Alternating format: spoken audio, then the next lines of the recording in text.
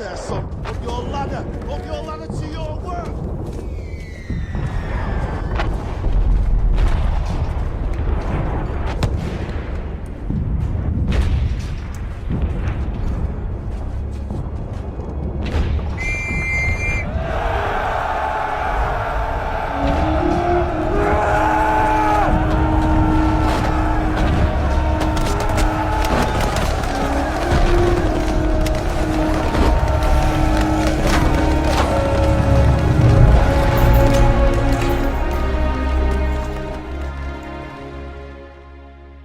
Los días que la compañía pasaba descansando no resultaban mucho más agradables.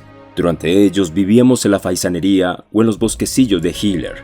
Aunque nos alojábamos en chozas de tierra revestidas con ramas de abeto, allí al menos el suelo, que estaba cubierto de estiércol, desprendía un calorcillo muy grato procedente de la fermentación. A veces se despertaba uno en medio de un charco de agua de 1 pulgada de hondo. Solo de oídas conocía yo, hasta entonces, lo que era el reumatismo. Pero a los pocos días de estar así, continuamente empapado de pies a cabeza, empecé a notar dolores en todas las articulaciones. En mis sueños tenía la sensación de que por los miembros me subían y bajaban bolas de hierro. Tampoco aquí las noches servían para dormir, se empleaban en ahondar aún más los numerosos ramales de aproximación. Si uno no quería perder el contacto y andar luego vagando durante horas de un lado para otro en la maraña de las trincheras, se veía obligado a apegarse a los talones del hombre que le precedía, actuando como la seguridad propia de un sonámbulo. Y todo ello en medio de una completa oscuridad, si es que los franchutes no les daba por disparar proyectiles luminosos. Por lo demás, resultaba fácil trabajar aquel suelo, solo una delgada capa de barro y de humus cubría el poderoso extracto gredoso. El zapapico cortaba con facilidad aquella formación blanda. A veces saltaban chispas verdosas. Ocurría cuando el acero tropezaba con alguno de los cristales de pirita de hierro, del tamaño de un puño, que se hallaban diseminados en la roca. Aquellos conglomerados estaban compuestos de numerosos dados apelotonados en forma de bola, y cuando se los golpeaba resplandecían con destellos como el oro.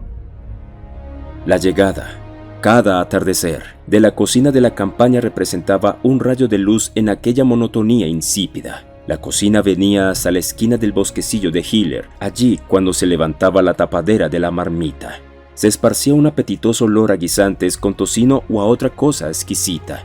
Pero también en esto había un punto flaco. Eran las legumbres secas, que los decepcionados amantes de los buenos guisos llamaban despectivamente alambradas de pinchos o plaga de los campos. Con la fecha del 6 de enero encuentro en mi diario esta irritada observación. Al anochecer llegó, bien removida, la cocina de campaña. Nos trajo una basofia que probablemente había sido confeccionada cociendo nabos congelados de los que se echan a los cerdos. En cambio hay allí, con fecha del 14, esta exclamación de entusiasmo. Sabrosa sopa de guisantes, sabrosas 4 raciones, suplicios de la hartura. Nos dimos una gran comilona y estuvimos discutiendo acerca de la postura mejor para engreír grandes cantidades. Yo defendía la postura de pie.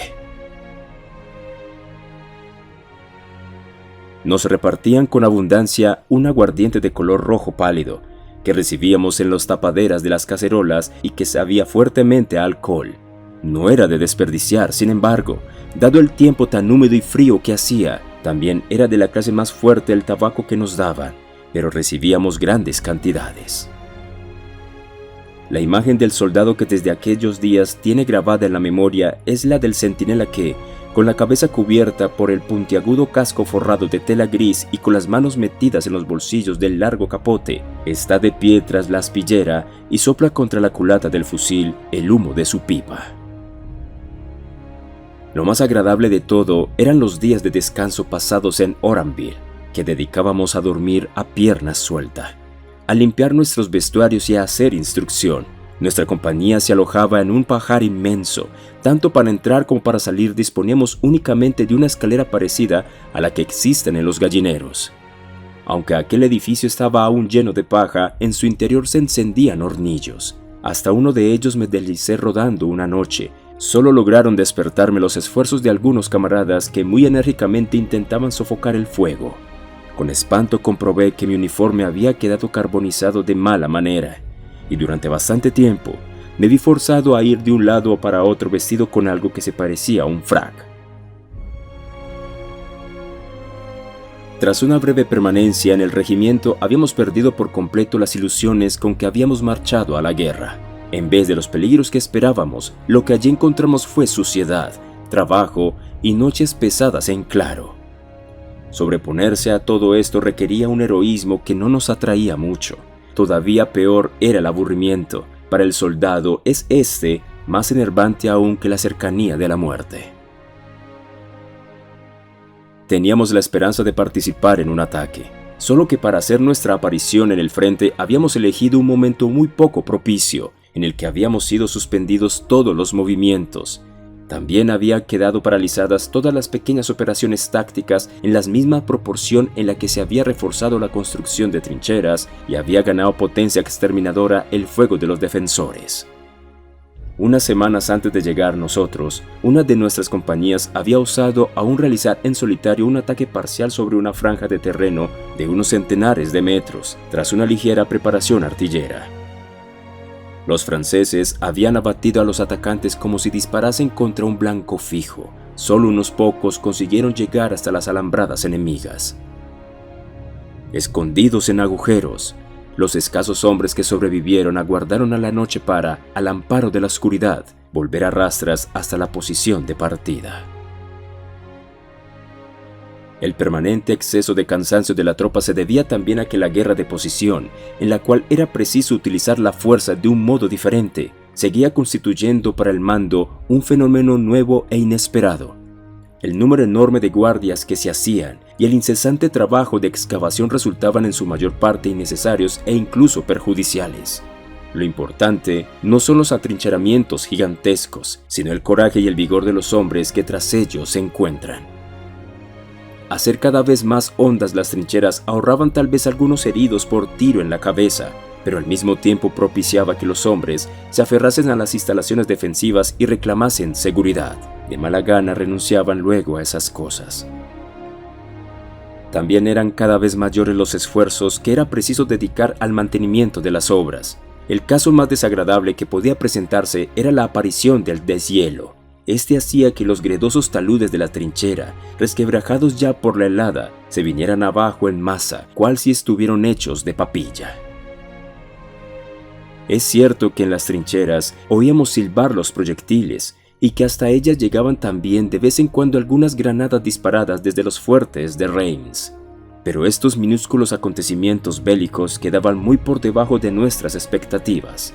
Con todo, algunas veces ocurrían incidentes que nos recordaban que detrás de aquellos sucesos que parecían carecer de todo propósito, se encontraban acechantes la cruenta seriedad de la guerra. Así, el 8 de enero cayó en la faisanería una granada que mató al alférez Schmidt, ayudante de nuestro batallón. Se decía por lo demás que el jefe que dirigía los disparos de la artillería francesa era el propietario de aquel pabellón de caza. La artillería seguía aún emplazada inmediatamente detrás de las posiciones. Incluso en la primera línea se había instalado un cañón de campaña, que a duras penas se conseguía mantener oculto bajo unas lonas. Durante una charla que mantuve con los sirvientes de aquella pieza, los denominados cabezas de pólvora, me llenó de asombro el oírles decir que a ellos les ponía mucho más nerviosos el silbar de los disparos de fusil que no la explosión de una granada al caer. En todas partes pasa igual. Los peligros propios de nuestra profesión nos parecen menos terribles y más razonables. A las 12 de la noche del 27 de enero, nada más comenzar ese día, lanzamos 3 hurras en honor del Kaiser y entonamos a lo largo de todo el frente el himno «Gloria a ti que llevas la corona del vencedor». Los franceses respondieron disparando sus fusiles. Por aquellos días tuve una experiencia desagradable que a punto estuvo de poner un fin prematuro y deshonroso a mi carrera militar.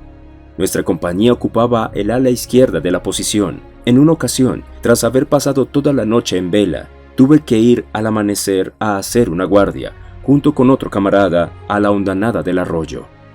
Aunque estaba prohibido, yo, en vista de mucho frío que hacía, me había echado la manta por encima de la cabeza y me había recostado en un árbol, tras haber dejado el fusil en un matorral situado a poca distancia de mí. De repente, oí a mis espaldas un ruido y quise echar mano al fusil. Había desaparecido. El oficial de guardia se había acercado sigilosamente hasta el sitio donde se me hallaba y se había llevado mi fusil sin que yo me diera cuenta. El castigo que se me impuso fue enviarme unos 100 metros adelante, en dirección a los apostaderos franceses, sin otra arma que un zapapico. Una idea que solo se les ocurre a los indios y que a punto estuvo de costarme la vida. Durante aquella extraña guardia de castigo ocurrió que una patrulla nuestra, formada por 3 voluntarios, se fue adentrando en extenso cañaveral que crecía a orillas del arroyo. Y tal era el ruido que en los altos tallos producía aquella patrulla al caminar con tal despreocupación que los franceses lo notaron enseguida y comenzaron a disparar en aquella dirección. Uno de los componentes de la patrulla, de nombre Lang, fue alcanzado y nunca más se le volvió a ver. Puesto que yo me encontraba muy cerca de allí, también a mí me tocó una parte de las salvas disparadas por los franceses, una forma de tiro que entonces estaba muy en boga, de modo que las ramas de la mimbrera junto a la que me hallaba me silbaban en las orejas. Apreté los dientes y por terquedad permanecí de pie. Al caer la tarde, vinieron a recogerme. Todos nos alegramos mucho cuando nos dijeron que íbamos a abandonar definitivamente aquella posición. En Oranville celebramos nuestra partida con una fiesta nocturna en el Gran Pajar, durante la cual ingerimos cantidades enormes de cerveza. El 4 de febrero de 1915 llegó a relevarnos un regimiento sajón y nosotros volvimos a pie a Basancourt.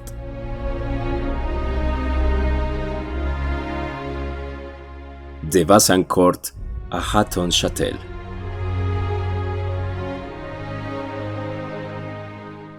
En Basancourt, un aburrido pueblo de Champaña, el acuartelamiento asignado a nuestra compañía era el edificio de la escuela. El asombroso sentido del orden de nuestra gente hizo que al poco tiempo adquiriese toda la apariencia de un cuartel en tiempos de paz. Teníamos un suboficial de guardia que por la mañana nos despertaba con puntualidad. Teníamos también un servicio de limpieza de las habitaciones y todas las tardes nos pasaba revista el cabo mayor. Cada mañana salían las compañías a hacer instrucción durante varias horas en los terrenos baldíos de los alrededores.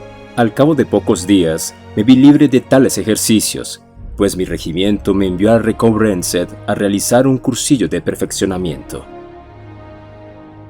Recoubrenset era una aldea pequeña y apartada, escondida entre amenas colinas gredosas. En ella se concentró un buen número de gente joven, procedente de todos los regimientos de nuestra división, con el fin de recibir un adiestramiento riguroso en las materias militares bajo la dirección de oficiales y suboficiales escogidos. En este aspecto, y no solo él, es mucho lo que los hombres del 73º Regimiento tenemos que agradecer al alférez Hope. La vida que en aquel apartado rincón del mundo se hacía era una curiosa mezcla de disciplina cuartelera y libertad estudiantil. La explicación de esto se halla en que la mayor parte de aquella tropa poblaba pocos meses antes las aulas y los laboratorios de las universidades alemanas.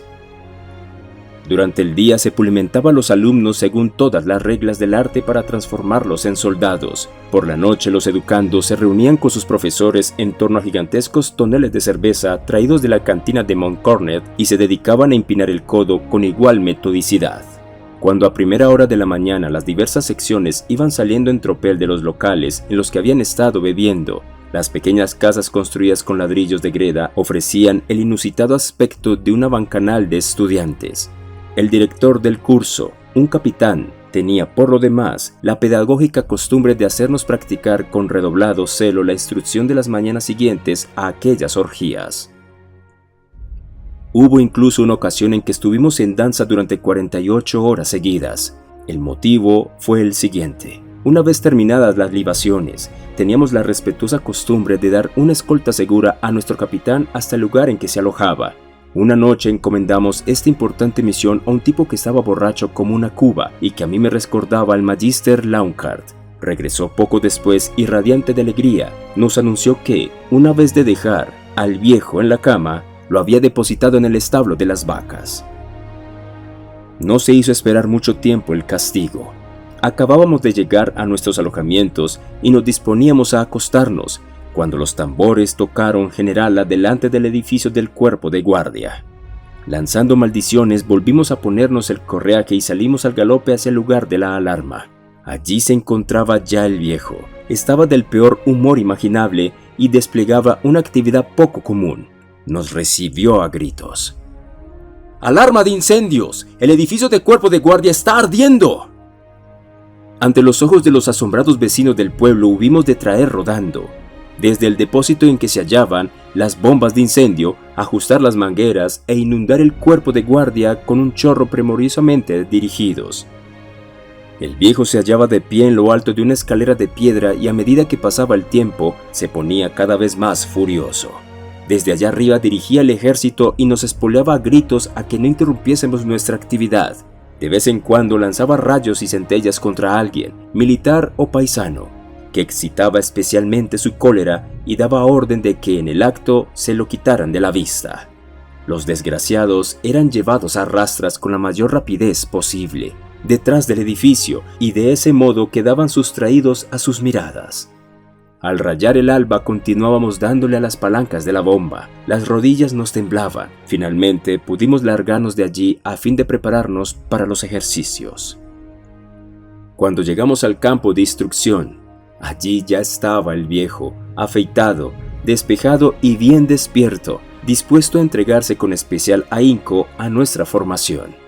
El trato entre nosotros era el propio de buenos camaradas. Allí fue donde inicié una estrecha amistad, que luego se consolidaría en numerosos campos de batalla, con varios hombres jóvenes de destacadas cualidades, por ejemplo, con Clement, que caería en Monchi, con Tebe, el pintor, que moriría en Cambrai, con los hermanos Steinfort, que lo harían en Somme. Vivíamos juntos en grupos de 3 o 4 y el rancho lo preparábamos en común. En especial sigo conservando un buen recuerdo de nuestras cenas de diario, que se componían de huevos revueltos y patatas asadas. Los domingos nos procurábamos un conejo campero o un pollo. Como yo era el encargado de hacer las compras para la cena, la mujer que nos proporcionaba los comestibles me presentó cierto día un buen número de bonos que habían ido entregándole los soldados que hacían requisa. Eran un florilegio de humor popular. Su contenido era en la mayoría de 2 casos de tenor siguiente. El fusilero N.N. había tenido algunas gentilezas con la hija de la casa y para recobrar fuerzas había requisado una docena de huevos. Los vecinos de la aldea estaban muy extrañados de que todos nosotros, que no éramos más que soldados rasos, habláramos francés con mayor o menor fluidez. Esto dio ocasión a algunos incidentes muy divertidos. Así, una mañana me encontraba sentado con Clement en la barbería del pueblo cuando uno de los de allí aguardaban, hablando con aquel sordo acento dialectal que es propio de los campesinos de Champaña. Le dijo a gritos al barbero que justo en aquel momento tenía Clement bajo su navaja. Kublas Gorhapek. Mientras pronunciaba estas palabras, se restregaba el cuello con el canto de la mano extendida. Grande fue el espanto de aquel hombre cuando Clement contestó con toda tranquilidad. «Écoute-moi, Germinade Mujardi». Clement demostró con ello la calma que también sienta el guerrero.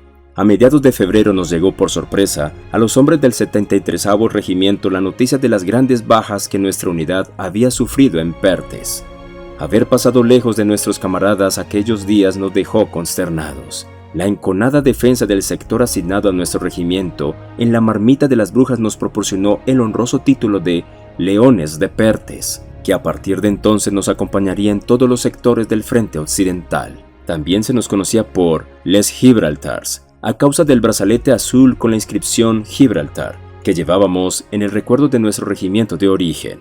El regimiento de la Guardia de Hannover. Este regimiento estuvo defendido contra franceses y españoles la citada fortaleza desde 1779 hasta 1783.